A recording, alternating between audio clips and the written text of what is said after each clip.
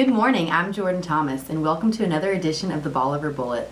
Last week, Dr. John Hilpert announced his plans to retire as president from Delta State University. This morning, we called up with Chamber Director Judson Thigpen and Mayor Billy Now to hear their thoughts on the announcement.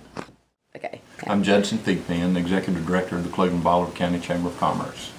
I've worked closely with Dr. Hilpert throughout most of his 10 years here, and I appreciate the effort that he's given. You know, he's been here, his tenure here has been during a pretty tough time. You know, the economy has been down, budgets have been cut, and he's really faced some pretty substantial hurdles. And I think we've come through this, and we still have a strong university, and I appreciate the efforts that he's put into maintaining that. Dr. Hilpert worked closely with us here at the Chamber, and I appreciate the efforts and the great town-gown relationship that we still continue. Okay, Billy Now, Mayor, City of Cleveland. I've truly enjoyed working with Dr. Hilpert for these last 9 years. Last 3 years we've had a little mayor's council. It was Delta State people and the City of Cleveland people, and it's really been educational for both parts. Dr. Kent White has been our chairman, and I think we've gotten a lot out of these programs.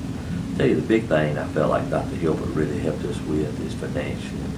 These last few years we've been through some really tough times, and he was just one of the best presidents we could have had to help us financially, and he did a really good job, and we're going to miss him, but we're glad he's going to be staying close by.